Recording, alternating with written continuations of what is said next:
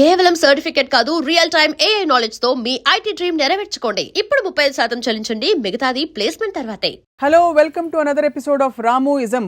కష్టపడి పని చేస్తే జీవితంలో పైకొస్తారు. ఎవరు చెప్పారంటే మా నాన్న నాకు చెప్పారు, మీ నాన్న కూడా మీకు చెప్పుంటారు. కానీ రామ్ గోపాల్ వర్మ గారు ఈరోజు హార్డ్ వర్క్, కష్టపడి పని చేయడం గురించి ఏమంటున్నారో తెలుసుకుందాం.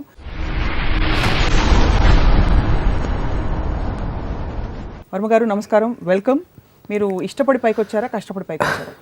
కష్టపడితే పైకి వస్తారు అనేది అఫ్కోర్స్ నేను విన్నాను, మా చిన్నప్పటి నుంచి నాకు చెప్పారు. అది నా ఉద్దేశంలో కూలోళ్ళే కష్టపడతారు. సక్సెస్ఫుల్ అయిన వాళ్ళు ఎవ్వరు కూడా కష్టపడరు. వాళ్ళు తెలివితో వేరే వాళ్ళని కష్టపడిస్తారు. అది యాక్చువల్ ట్రూత్ ఆఫ్ లైఫ్. అది దీనికి ఎగ్జాంపుల్ నేను ఏమిస్తానంటే, ఒక first of all the word కష్టపడటం అనే వర్డ్లోనే ఒక నెగిటివిజం ఉందని నా ఫీలింగ్. అది పేరెంట్స్కి తెలీదు, టీచర్స్కి తెలీదు, మన పెద్దలు ఎవరు దాన్ని అర్థం చేసుకోరు.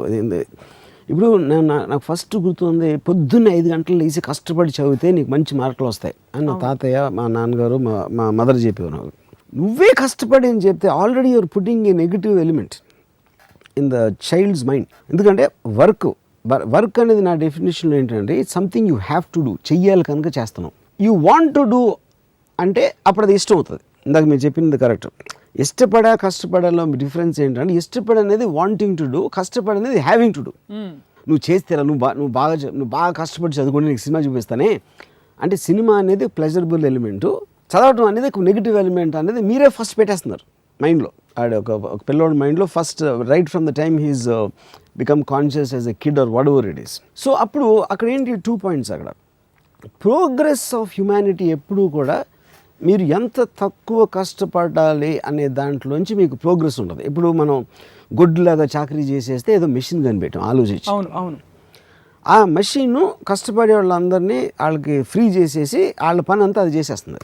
సో అది మీరు ఆ డిగ్రీ అని తక్కువ మొత్తం కష్టం అంతా మెషిన్స్ అలాంటి దానికి మనం అప్పగించి రోజు వచ్చినప్పుడు the world will really be the most advance place in every which వే.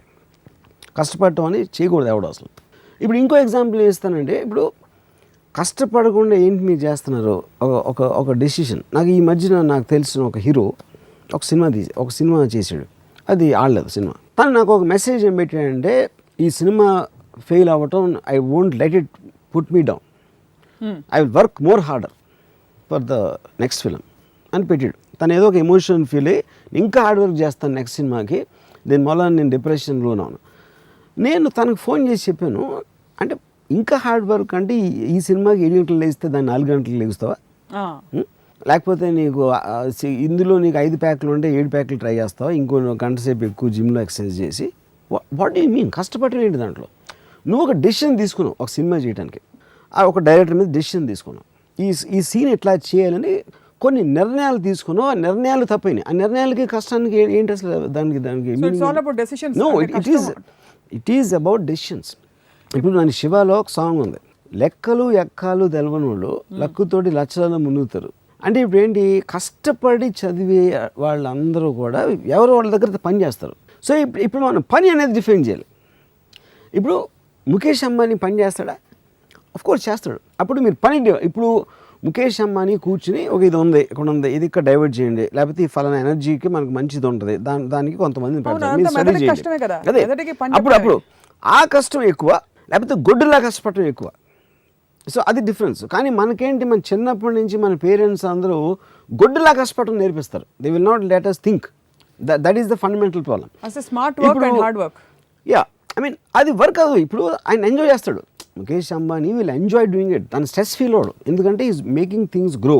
ఆయన డెసిషన్ తోటి ఇది చేయాలా, అది చేయకూడదు అని ఒక ఆలోచించడంలో ఒక ప్లెజరబుల్ ఆస్పెక్ట్ తీసుకుని ఆ డెసిషన్ తోటి ఈజ్ మేకింగ్ థింగ్స్ మూవ్. అప్పుడు రకరకాల వర్కర్స్ మషిన్స్ దగ్గర పని చేస్తారు, లేకపోతే డ్రాయింగ్లు గీస్తారు, ఇది చేస్తారు, అది చేస్తారు. ముఖేష్ అంబానీ మైండ్లోంచి వచ్చిన విజన్లోంచి వర్క్ ఫోర్స్ అనేది స్టార్ట్ అవుతుంది. మీకు ముఖేష్ అంబానీ ఇప్పుడు పైన కనిపిస్తున్నారు స్క్రీన్ మీద, కానీ కింద చాలా మంది కష్టపడకపోతే ముఖేష్ అంబానీ డ్రీమ్ రియలైజ్ అవుతుందంటారా? నేను కష్టపడకూడదు అంటలేదు. పాయింట్ ఈజ్ నాట్ అబౌట్, అంటే మీది అది మైండ్ సెట్ నేను చెప్పేది. కష్టం ఇప్పుడు ఫర్ ఎగ్జాంపుల్ ఇప్పుడు మా మదర్ కానీ మా గ్రాండ్ ఫాదర్ కానీ చదువుకోవటం అనేది ఒక ప్లెజరబుల్ థింగ్ లాగా నాకు చెప్పాను అనుకోండి, కష్టం అనే మాట తీసేసి. అంటే ఉదాహరణకి చెప్పండి. ఎంజాయింగ్ మీరు వర్క్ ఎంజాయ్ చేసినప్పుడు అది హార్డ్ వర్క్. మన ఇక్కడ ఏంటి మనం మాట్లాడుతుంది హార్డ్ వర్క్ అనేది డెఫినేషన్లోనే ఒక నెగిటివ్ ఎలిమెంట్. అబ్బా నేను చెమటలు కార్చిపోయి ఇలా చేసి ఎలాగైనా చేయలేని సాధించాలి అని అష్ట కష్టాలు పడి ఒక నొప్పిని ఓర్చుకుని ఒక దానికి చేరాలి అనే దాంట్లోంచి హార్డ్ వర్క్ అనే పదం అక్కడి నుంచి సో హార్డ్ వర్క్ అనే టర్మినాలజీ మార్చాలంట. దట్ ఈస్ ద ప్రాబ్లం నాకు. ఉదాహరణకి నేనే మీరు అనుకోండి, మీరే మీ అమ్మ నాన్న అనుకోండి, నాకు ఎలా చెప్తారు నేను చదువుకోవాలనుకోండి, ఇంజనీరింగ్ కాలేజ్ చేరాను. ఇప్పుడు నువ్వు 5 లేస్తే భలే ఉంటుంది. నువ్వు చదువుకుంటే నీకు ఎన్నో తెలిసిపోతాయి. ఆ తెలిసిపోయిన వాటిలోంచి నువ్వు వేరే వాళ్ళకి చెప్పవచ్చు, అందరూ నిన్ను బాగా చూస్తారు, నువ్వు అందరికన్నా ఎక్కువ నువ్వే అక్కడ ఎలివేట్ అవుతావు, ఇలా చెప్పాలి వాళ్ళకి. అంటే అదొక ప్రొవోకింగ్, ఒక ఏమంటుంది దాన్ని ఇన్స్పైరింగ్ కైండ్ ఆఫ్. లేదురా నువ్వు చదువుకేమ్మా, నువ్వు 2 గంటలు చదివితే నీకు చాక్లెట్ ఇస్తాను, రేపు రాత్రి సినిమాకి తీసుకెళ్తాను. థామస్ ఆల్వా ఎడిసన్ పొద్దునే లేచి 3 గంటలు చదువుకున్నారు, ఇలాంటివన్నీ ఉండవు. అది ఇవన్నీ కూడా చెప్తారు, కానీ థామస్ ఆల్వా ఎడిసన్ 3 గంటలకి పాయింట్. ఇప్పుడు దీనికి కనెక్టింగ్ పాయింట్ ఏంటి మనకి ఇక్కడ? ఇప్పుడు నేను కాలేజ్లో కానీ స్కూల్లో కానీ చదువుకున్నప్పుడు ఎంతసేపు మార్కులు తెచ్చుకో, కష్టపడి చదివితే నీకు 70% 80 ఆ టైంలో ఏది ఎక్కువ వస్తే నీకు నెక్స్ట్ సీట్ వస్తుంది, లేకపోతే ఉద్యోగం వస్తుంది, ఇలాంటివి. అప్పుడు ఏంటి నా మైండ్స్లో ఏంటి, నేను కష్టపడటం నాకు ఇష్టం లేదు, ఎందుకంటే ఆల్రెడీ నాకు ఒక నెగిటివ్ ఆస్పెక్ట్ వచ్చేసింది కష్టం. నాకు పాజిటివ్ ఆస్పెక్ట్ ఏంటి, నాకు సినిమా డైవర్షన్ ఉంది, ఏదో నవల్ చదవాలి, లేకపోతే ఎక్కడో తిరగాలి, ఇలాంటి డైవర్షన్స్ ఉన్నాయి. కాబట్టి కష్టపడితే కానీ చదువుకోవడానికి ఛాన్స్. అప్పుడు నేను కాపీ కొట్టడం అలవాటు చేసుకుంటాను, కష్టాన్ని తప్పించుకోవడానికి అదొక మెథడ్ అవుతుంది. అంటే కాపీ కొట్టడం కరెక్ట్ అంటారా? కాదు, నేను అది వాళ్ళే ఇస్తున్నారంటున్నా, వాళ్ళే ఆ పరిస్థితి మీకు కల్పిస్తున్నారు, ఆ పరిస్థితి నాకు కల్పిస్తున్నారు, అలా ఆలోచించేటట్టు చేస్తున్నారు. అప్పుడు దాని బదులు ఇప్పుడు బై హార్ట్ అనేది ఎక్కడి నుంచి వచ్చింది? కబగబగా నేను కష్టపడి దాన్ని 10 సార్లు బట్టి కొట్టేసి ఎగ్జామ్ రాశాను. బట్టి కొట్టడం అంటే ఏంటి, మీకు అర్థం చేసుకోవట్లేదు దాన్ని, you are trying to memorise aspect. ఎప్పుడైతే మీరు ఇచ్చిన చదువుని అర్థం చేసుకున్నప్పుడు బట్టి కొట్టాల్సిన అవసరం లేదు. బట్టి అనేది కష్టం, అది కొట్టేసి గబుక్కుని రాసేసి ఆ రోజు ఎంతో మార్కులు వచ్చేసినాయి, నెక్స్ట్ క్లాస్కి వెళ్ళిపోయాను. దీని బదులు అసలు చదువు అనేది మార్కుల కోసం కాదు, చదువు అంటే ఎడ్యుకేషన్ అనే దాని meaning you to be educated. ఎందుకంటే నువ్వు మామూలుగా ఏమీ తెలియకుండా పుట్టి నీకు ఎంత నాలెడ్జ్ రావాలి, ఇంత ఇంటెలిజెన్స్ అనలిటికల్ పవర్ రావాలి అనేది ఉద్దేశం, కానీ మార్కులు అనేది సైడ్ ఎఫెక్ట్ అని చెప్పాలి పేరెంట్స్. అలా చెప్పకుండా పైగా నెత్తిని రుద్దుతారు 94.5. అది వాళ్ళు మార్కులు చెప్పి నువ్వు అంత కష్టపడిపోతే మార్కులు రావని, కష్టానికి దాని మెజర్మెంట్ మార్కులు చెప్తారు. So that is when you are first of all you putting a pressure. Already నువ్వు చాలా కష్టపడాలి. అంటే ఇందాక నుంచి మనం మాట్లాడుతున్నది in the context of student life మాట్లాడుతున్నాం ఎక్కువగా, బికాస్ చదువు సేమ్ థింగ్ ఎక్స్టెండ్స్. ఎందుకంటే మనకి ప్రోగ్రామింగ్ అక్కడే స్టార్ట్ అవుతుంది కదా. మనకి టోటల్గా ఫస్ట్ టైము కష్టం అనే వర్డ్ మనం చిన్నప్పుడే వింటాం. చిన్నప్పుడు ఎలాగో మనకి పని చెప్పరు కాబట్టి చదువుకోవడం అనేది దాంట్లోనే కష్టం అనే వర్డ్ వస్తుంది. ఫస్ట్ టైం మన ఒపీనియన్స్ ఫామ్ అయ్యే వయసులో వచ్చేది చదువుకి రిలేటెడ్ ఉంటుంది కష్టం. మీరు పెద్ద అయిన తర్వాత మీకు పని, మీరు ఉద్యోగం, లేకపోతే మీరు చేసే మెకానిక్ పను, ఈ పను, కూలి పను, ఏదో పని, వడవర్ పని, దాంట్లోంచి సెకండ్ డిగ్రీ ఆఫ్ కష్టం. కష్టపడి పని చేయడం ఇంతవరకు అర్థమైంది. కూలి పని రెఫర్ చేస్తే ఫిజికల్ లేబర్కి, మాన్యువల్ లేబర్కి మాత్రమే వాడాలి, మిగిలిన పనులన్నిటికీ కష్టపడి పని చేయడం స్టేట్ ఆఫ్ మైండ్ అన్నాను. ఇప్పుడు సపోజ్ బ్రూస్లీ 8 గంటలు ప్రాక్టీస్ చేసి చూడండి మార్షల్ ఆర్ట్స్. అది ఫిజికల్ కష్టమే కాదు, ఫిజికల్, కానీ he use to enjoy it. ఎందుకో తను ఎవరు గన్ను పెట్టట్లా, తను ఇష్టపడి తనకు ఒక అబ్సెషన్ అయింది కాబట్టి ఆ పంచింగ్ బ్యాగ్ కొట్టు, ఇది చేసో అది చేసో ఏదో చేస్తున్నాడు బ్రూస్లీ. నేను నా కెరియర్ పక్కన పెట్టండి, నేను 87లోనే ఎప్పుడు నేను 86-87 ఆ టైంలో వీడియో లైబ్రరీ పెట్టాను. 86 నుంచి 2016 ఇప్పుడు అంటే 30 ఇయర్స్లో నేను ఒక్కరోజు హాలిడే తీసుకోలేదు. I never went for a holiday. I work every day on Sundays, holidays and everything. కానీ ఏంటి ఇది వర్క్ అంటే ఎలా డిఫైన్ చేస్తాను? Because I love to do it. నన్ను ఎవరు చేయమని అంటలా, నేను చేస్తున్నా నా ఇష్టంతో. So actually I'm on continuous holiday నా ప్రకారం. You don't miss having holiday. You don't feel the need for no, holiday. In fact నాకు ఎప్పుడైనా గబుక్కుని సడన్గా ఏదో రీజన్తో స్కెడ్యూల్ క్యాన్సిల్ అయిపోయి నాకు నేను ప్రిపేర్ అవ్వకుండా వర్క్ లేకపోతే నాకు పిచ్చెక్కిపోతుంది అసలు. అప్పుడు అది నాకు కష్టం. నాకు వర్క్ లేకపోవడం నాకు చాలా పెద్ద హార్డ్ వర్క్. నాకు అది when I'm doing work I'm almost enjoying it like A pleasure. It is like it gives me high. అప్పుడు అది కష్టపడడం అనే డెఫినేషన్ కిందకి రాదు అసలు. ఆ మొమెంటం తగ్గిపోతే ఇన్ఫాక్ట్ అది కష్టం అవుతుంది మీకు. ఏది ఆ మొమెంటం కరెక్ట్. గ్రర్ర తిరిగిపోతుంది చేసేది కబుక్కుని నన్ను ఎవరు ఆపేసారు అనుకోండి, ఏదో ఒక పరిస్థితి ఒక పర్టికులర్ సిచ్యువేషన్ వలన ఈ రోజు నాకు వర్క్ ఉండదు. ఫర్ ఎగ్జాంపుల్ వర్షం వచ్చేసింది, హెవీ రెయిన్ వచ్చేసి బయటకు వెళ్ళడానికి వీల్లేదు, కరెంట్ పోయింది, నేను సినిమా కూడా చూడలేను, సినిమా తీయలేను బయటకు వెళ్ళి. అప్పుడు సడన్గా నా మైండ్ బ్లాంక్ అయిపోయి I feel it very hard. Extreme rare కేసులో నాకు ఏదో ఫీవర్ వచ్చి if I have to be on the bed for 2 days also I will die, అంటే ఏం చేయట్లేదని. సో ఇప్పుడు ఆ డెఫినేషన్లో గుడ్డులాగా కష్టపడతాను. మా మదర్ కూడా అంటున్నాను, రాము కష్టపడినంత అసలు ఎవ్వడు పడడు, కానీ అంటే తన ఉద్దేశంలో అది. ఎందుకంటే అంటే ఇది మీకు నచ్చిన రంగంలో మీరు ఉన్నారు కాబట్టా, అది నేను నచ్చింది నేను చేస్తున్నాను, అంటే నాకు ఇష్టపడి చేస్తున్నాను కాబట్టి అది నాకు కష్టం అనిపిస్తుంది. ఇదే మీరు సపోజ్ అక్కడ ఇంజనీరింగ్ కాలేజ్ డిగ్రీ తీసుకుని బయటకు వచ్చి ఒక ఐ డోంట్ నో మీరు ఏ విభాగంలో ఇంజనీర్ అయ్యేవారు, ఇలాగే ఉండేవారా? ఇప్పుడు నేను ఇంజనీరింగ్ కాలేజ్లో కష్టపడింది ఎప్పుడంటే నాకు చాలా లో అటెండెన్స్ ఉండేది. నేను కాలేజ్లో ఏదో ఒక మినిమం అటెండెన్స్ ఉండాలి కాబట్టి ఒక కొన్ని క్లాసులన్నా అటెండ్ అవ్వాల్సిన అవసరం ఉండి వెళ్ళేవాడిని కొన్ని క్లాసులకి. అక్కడ లాస్ట్ బెంచ్లో కూర్చుని నవల్స్ చదివాడిని. కానీ అప్పుడప్పుడు లెక్చర్ వస్తాడు కాబట్టి అది కొంచెం అటే చూస్తూ ఉండాలి కాబట్టి దాన్ని దాయటానికి మళ్ళీ తీయటానికి ఈ ఎఫర్ట్ ఏదైతే పెట్టానో అది ఒక్కటే నా లైఫ్లో నేను పడిన కష్టం, అదొకటే. అంతకు మించి నేను ఎప్పుడూ ఏం కష్టపడలేదు. యూనో అప్పుడు ఎందుకు నేను కాలేజ్ ఎగ్గొట్టడం నా ఇష్టంతో, సినిమాలు చూడటం నా ఇష్టంతో, ఏది నేను ఏమి చేసినా కూడా నా ఇష్టంతో చేశాను కాబట్టి కష్టం అనే దానికి నాకు సంబంధమే లేదు ఎక్సెప్ట్ ఫర్ దట్ పార్ట్. కష్టపడడం అనేది విజయానికి, ప్రపంచంలో మనుగడ సాగించడానికి, ఫర్ ఎగ్జిస్టెన్స్, ఫర్ సర్వైవల్ ముడిపెట్టారు.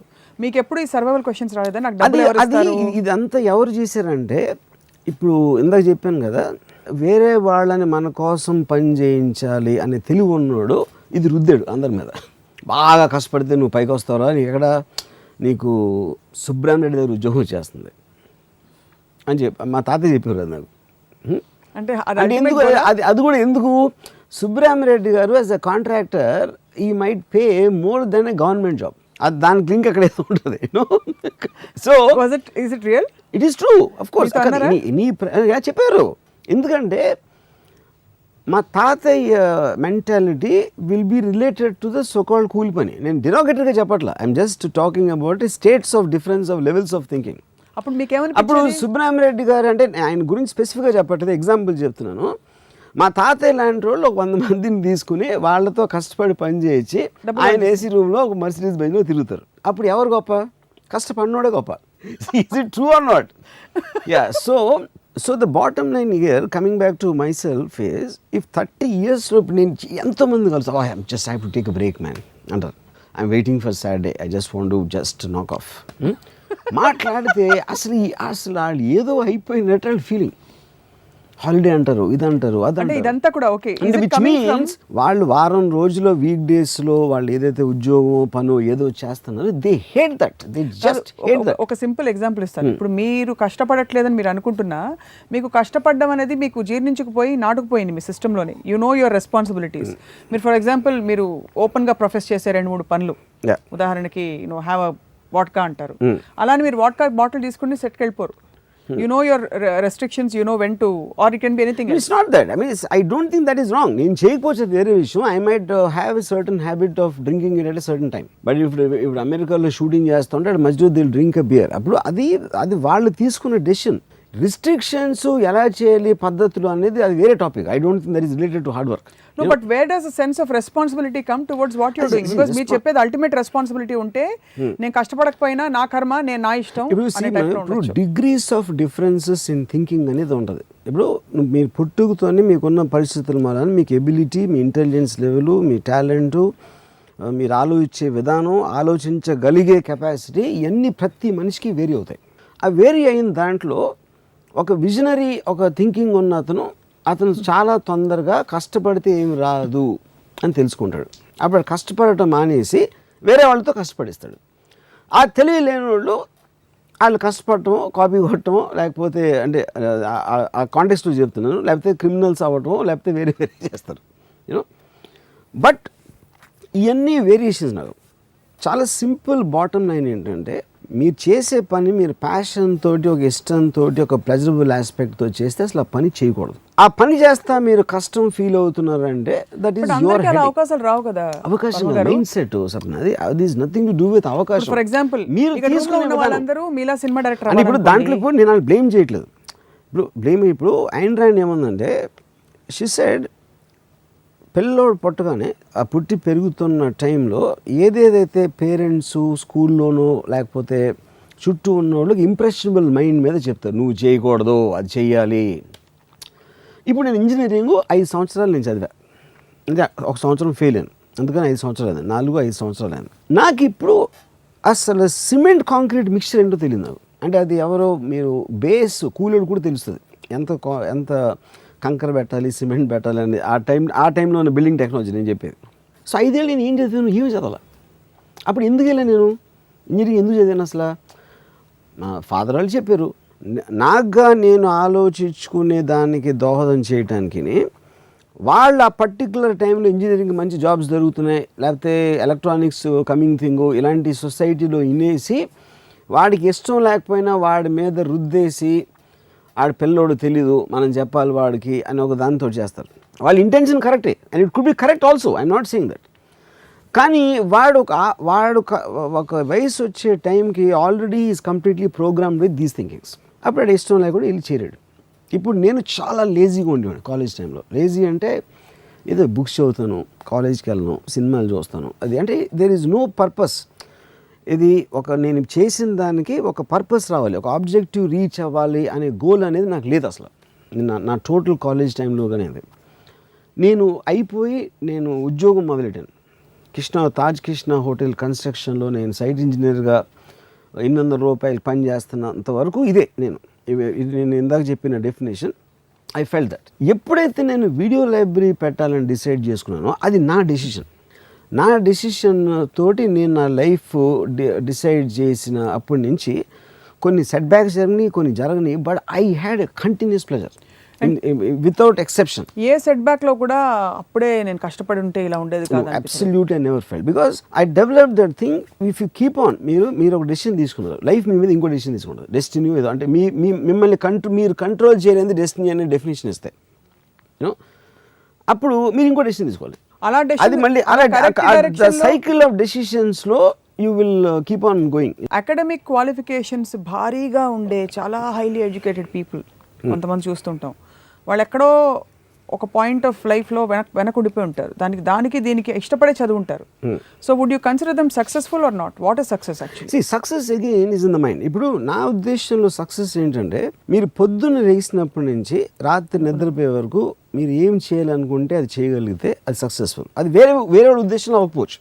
కొంతమందికి సక్సెస్ అనేది మీ దగ్గర బ్యాంకులో ఎన్ని కోట్లు ఉన్నాయి, మీకు ఆస్తులు ఎన్ని ఉన్నాయి అవ్వచ్చు, ఇంకొకటికి ఫేమ్ అవ్వచ్చు, ఇంకోటి ఏదో అవ్వచ్చు. దొంగ పొద్దునే బయలుదేరి నేను వాడు 10 దొంగతనాలు చేయాలనుకుంటే 10 చేస్తే 100% సక్సెస్ఫుల్. 100%. ఎందుకంటే వాడు తీసుకున్న డెసిషన్ అది and is willing to face the consequences. దానికి పోలీసులు పట్టుకుంటారా, ఎవరినో కొడతారా, ఏమవుతుంది అని వాడు కాన్సిక్వెన్సెస్ వాడికి తెలుసు. నేను సినిమా తీస్తున్నా, అది ఫ్లాప్ అవ్వచ్చు, హిట్ అవ్వచ్చు, కానీ డెసిషన్ నాది. సో నేను తీసుకున్న డెసిషన్కి పర్యవసనం ఏంటి అనేది నేను ఎదుర్కొనే నాకు ఫోర్ నాలెడ్జ్ ఉండి దానికి నేను ప్రిపేర్ అయ్యి ఉంటే ఇట్ ఈస్ అబ్సల్యూట్లీ ఫైన్. నిజంగా నేను తీసుకునే డెసిషన్కి ఏమిటని చెప్పి అలా మొత్తం రూట్ మ్యాప్ కనిపిస్తుంది అంటారు అందరికీ? రూట్ మ్యాప్ అవసరం లేదన్న. మీకు షార్ట్ టర్మ్ ఇప్పుడు నా decision. Do you think people have the mental maturity to understand repercussions of their decisions? Everybody will have maturity but in varying degrees. And ఇప్పుడు ఒక సింపుల్ ఎగ్జాంపుల్, నా కజిన్ ఒకటి ఉన్నాడు, ఆడు నాతో వచ్చే జన్మ అయినా నీళ్ళ బతుకుతున్నాడు. వచ్చే జన్మ వరకు ఎందుకు వెయిట్ చేయాలి అంటే, బికాజ్ ఇప్పుడు తను ఎక్కడో తన లాజికల్ కాన్షియస్ మైండ్ నేను చెప్పేది కరెక్టు అని ఒక ఫీలింగ్ ఉంటుంది, కానీ వాడి ప్రోగ్రామ్ మైండ్ వాళ్ళ మదర్ చెప్పింది, ఫాదర్ చెప్పింది, ఆడ ఉన్న ఫ్యామిలీ బ్యాక్గ్రౌండ్, వాడి వైఫ్, ఇలాంటివన్నీ ఉంటాయి ఎలిమెంట్స్. ఈ ఎలిమెంట్స్ అన్నీ ఉన్నప్పుడు మీరు ఎగ్జాక్ట్గా మీరు అనుకున్నది చేయడానికి కుదరదు. నీషే ఏమన్నాడంటే, like the camel is man, he kneels down and lets himself be well laden with burdens of emotions and responsibilities and all commitments, and then he says life is hard to bear. జీవితం భారం అయిపోయిందిరా మొయ్యలేకపోతారు. కానీ ఆ బరువులు నువ్వే పెట్టుకున్నావు సుబ్బారావు. బరువులు మనమే పెట్టుకున్నాం అంటే కొన్ని పరిస్థితుల వల్ల బరువులు వస్తాయి. అదేంటి అన్ని పడేసి పారిపోవాలా?